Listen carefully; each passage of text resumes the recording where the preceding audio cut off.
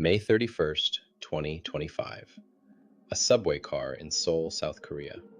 A 67-year-old man, furious over the property division in his divorce, douses the floor with paint thinner and lights it. Flames erupt. Passengers scream and scramble for safety. Thankfully, because of flame-retardant materials, nobody is seriously injured. When you hear a story like that, the reaction is automatic. He's a villain, a crazy person, an outlier. And that's the misconception that could quietly ruin your life. The belief that a man who breaks like this is a random event, a one-in-a-million monster you have nothing in common with. The data tells a different story. It suggests he's not an outlier. He's a warning sign. He's what happens when a man's entire life is built on a single pillar, and that pillar gets kicked out from under him. Every study I cite today is linked at theerrormargin.com/newsletter, along with a weekly breakdown you can actually use. Let's talk about a man named Robert, 62, an accountant, just retired, married for 38 years. He spent his whole life doing what he was told was the right thing. Work hard, provide, build a nest egg. 2 weeks ago, his wife told him she was done. Not because of an affair, not because of a big fight, she just wants a different life now, and she's entitled to half of everything. Robert is sitting in his den, staring at the paperwork, and he feels a kind of cold rage he's never experienced before. He's not a monster, but he's standing at the top of the same path that led that man to a subway car with a can of paint thinner. Most of us picture divorce as a young person's game, something that happens in your 30s, maybe early 40s. For a guy like Robert at 62, it feels like a bizarre anomaly, a personal failure happening long after the game should have been over. But what does the data say about who's actually getting divorced today? Researchers Susan Brown and Ai-Fen Lin at Bowling Green State University have been tracking what they call gray divorce for decades. In 1990, only about 1 in 10 divorces in the US involved an adult over 50. Today, it's more than 1 in 4. And the numbers get even starker the older you go. For adults 65 and over, the divorce rate has roughly tripled in that same period. So Robert isn't an outlier. He's part of the single fastest growing divorce demographic. This isn't a sad, rare event. It's a trend. And it's happening for a reason. As life expectancy increases and social stigmas fade, the idea of spending another 20 or 30 years in a quiet, empty nest marriage that no longer feels fulfilling is becoming a non-starter for millions. For Robert's wife, it's a chance for a new chapter. For Robert, who saw the marriage as the permanent bedrock of his life, it feels like the book is being slammed shut. He's not just losing a spouse, he's becoming a statistic in a trend he never even knew existed. Let's be honest, when we hear about the dangers of divorce, most men think about the financial hit. Losing the house, seeing your retirement cut in half. That's the pain we understand. The rest, the emotional part, we tend to write off as secondary. You'll be sad for a while, then you'll get over it. It's a software problem, not a hardware problem. This is, without exaggeration, a life-threatening miscalculation. That number comes from a landmark study by Agustin Pessoa in the Journal of Epidemiology and Community Health. It's not a typo. After comparing marital status and suicide rates, he found divorced men were roughly 8 times more likely to die by suicide than divorced women. Even after controlling for every other factor, age, race, income, divorced men still had a suicide risk 2.4 times higher than married men. For women, the increase was statistically insignificant. Think about Robert, 62 and newly separated. He's not just sad. He's not just angry about the money. He has entered the single highest risk demographic for self-harm that exists. His friends, his family, maybe even his doctor, see a man going through a tough time. The actuarial tables see a man whose life expectancy just plummeted. The question isn't, why is he so upset? The question is, why is the emotional fallout of divorce so uniquely lethal for men? And the answer has almost nothing to do with love or heartbreak. If you asked Robert why he's so angry, he'd probably point to the spreadsheet. 38 years of saving, 38 years of putting money into the 401k, paying down the mortgage, building a life. Now, a court is about to slice it in half. The common assumption is that the anger is about greed. He just doesn't want to part with the cash. But is that what's really driving the rage that leads a man to the breaking point? Researchers Stephen Stack and John Scorefield studied exactly this. They wanted to know what separated men who coped with a divorce settlement from those who fell into severe psychological distress. It wasn't the dollar amount. It was the perception of injustice. Men who felt the financial outcome was fundamentally unfair, that the system didn't recognize their contribution and was punishing them for being left, were the ones who spiraled. This is what's happening inside Robert's head. It's not about the money as currency. It's about the money as a symbol of his life's work, his identity as a provider. In his mind, he upheld his end of the social contract. He worked, he provided, he built. And the divorce ruling feels like a formal declaration that none of it mattered, that his 38 years of sacrifice were meaningless. This is especially potent in places like South Korea, where twilight divorces among couples married over 20 years now make up nearly 40% of all divorces. The law mandates a near equal split of assets.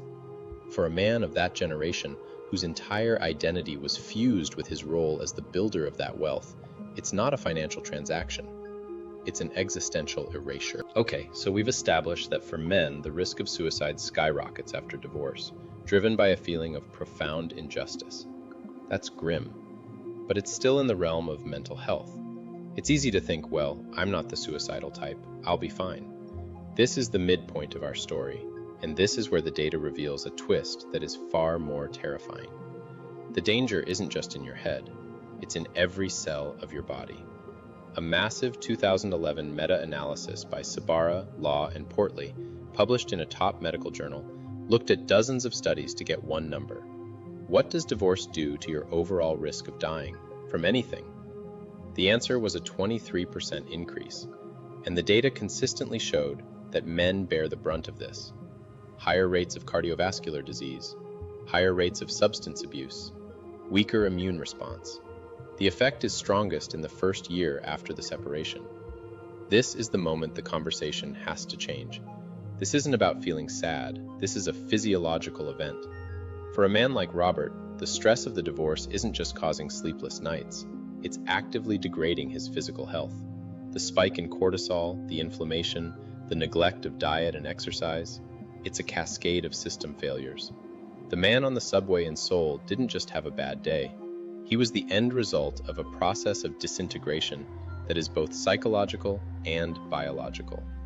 The breaking point isn't a metaphor, it's a medical condition. And it's happening because most men, like Robert, have no blueprint for what to do when the one system that organized their entire life suddenly vanishes. So how does a man go from a retirement party to a breaking point?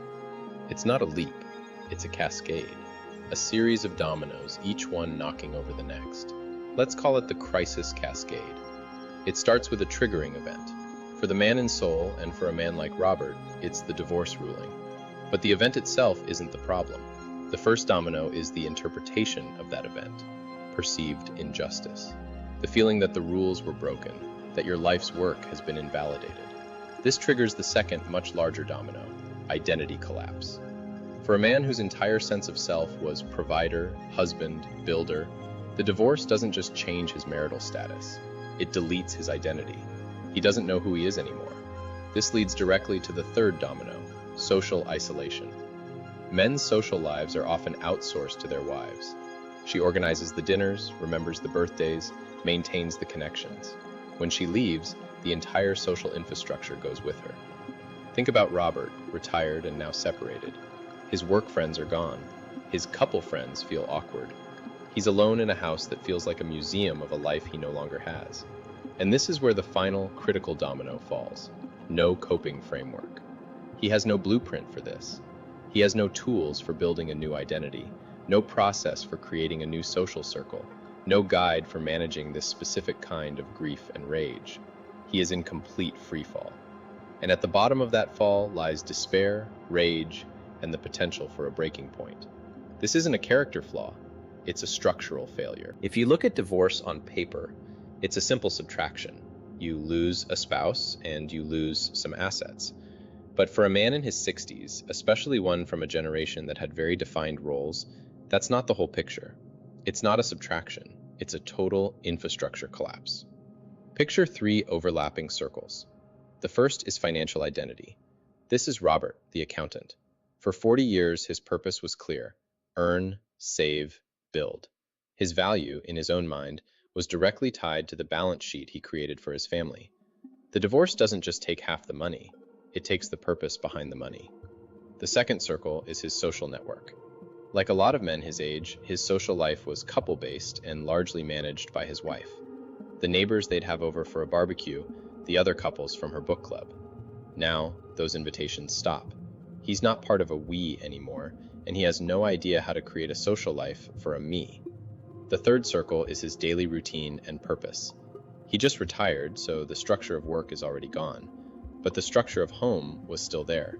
The shared meals, the weekend projects, the simple rhythm of living with someone. Now that's gone too. He wakes up in an empty house with a completely blank calendar. What he lost wasn't just a wife. He lost his job as provider, his social director, and the entire operating system for his daily life, all at once. This is why men are so vulnerable. They often have their entire emotional, social, and purpose-driven infrastructure consolidated into one person. And when that person leaves, it's not a crack in the foundation.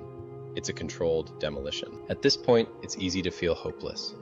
The stats are grim, the psychology is brutal.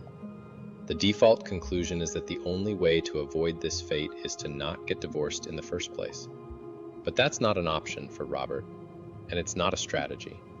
The solution isn't to prevent the storm, it's to build a house that can withstand it. Most men go through life with an identity that's like a skyscraper built on a single, narrow pillar. It's impressive, but incredibly fragile. One crack in that pillar and the whole thing comes down. The alternative is to build a crisis blueprint, a life with multiple pillars of support. Think about Robert. He's sitting in his den, feeling that cold rage. The cascade is in motion. What's the first step off that path? It's not a grand gesture. It's not figuring out how to win his wife back or fight the ruling. The first step is to build one small, independent thing that is entirely his own. He scrolls through his phone, past all the couple friends. He finds a name from 20 years ago, a guy from an old job he used to talk about cars with. He hesitates. It feels awkward, pointless. But he makes the call. The guy answers. They talk for 10 minutes. It's not a deep, soul-bearing conversation. It doesn't solve anything. But for the first time in weeks, Robert has a human interaction that has nothing to do with his wife, his marriage, or his divorce. He just laid the first brick in a new foundation. He just started building his second pillar.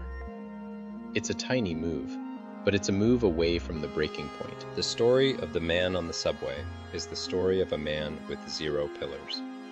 His identity was his role as husband and provider.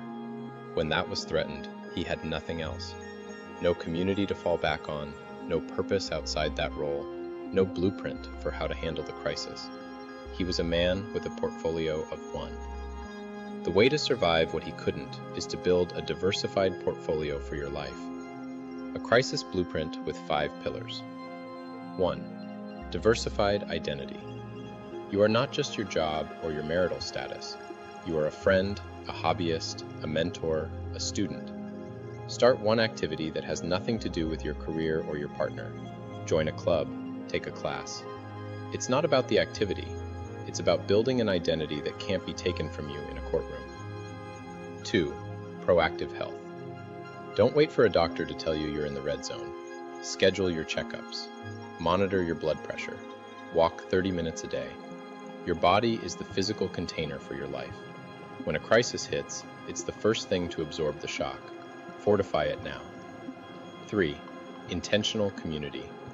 Your wife is not your social plan. A community is something you build, not something that happens to you. That phone call Robert made? That's the work. Schedule one call, one coffee, one lunch per week with a friend. It feels like an appointment because it is. It's an appointment to maintain your own support system. 4. A sovereign financial plan. Know your numbers. Have your own accounts. Understand the assets and liabilities, not as a we, but as an I. This isn't about planning for divorce. It's about financial literacy and independence, which makes you a stronger partner and a more resilient individual. 5. Non-negotiable purpose. Find one thing that gets you out of bed in the morning that isn't your job or your family. Volunteering, a project in the garage, mentoring someone. It has to be something that gives you a sense of contribution and meaning that is entirely self-generated. Months later, Robert is not fixed. He's still grieving. But he's also going to a classic car meetup every Saturday. He's walking 3 miles every morning. He has a weekly call with his old work buddy. He's building his pillars. He is still in the storm, but he is no longer in free fall. He has a blueprint. The misconception we started with was that the man who snaps is a monster you have nothing in common with. The data shows he's just a man who had no blueprint. He's the ghost of Christmas future for any man whose entire sense of self is tied up in something that can be taken away. The gray divorce rate shows this is happening to more men later in life than ever before. The mortality and suicide data from Kapasua and Spara show the stakes are not just financial, they are life and death. And the research on perceived injustice shows that the trigger isn't just loss, it's the feeling of being erased. You don't have to be that man. You don't have to be Robert, scrambling to build a foundation in the middle of an earthquake. You can start building your pillars today, right now. When the foundation is strong, no single storm can bring the whole house down. If you want the full crisis blueprint, a downloadable worksheet with the 5 pillars, a step-by-step guide to building each one, and links to every study we talked about today, it's all at thewurmargin.com/newsletter. It's the first thing you'll get when you subscribe. Next week, we're talking about the silent career killer for men over 40.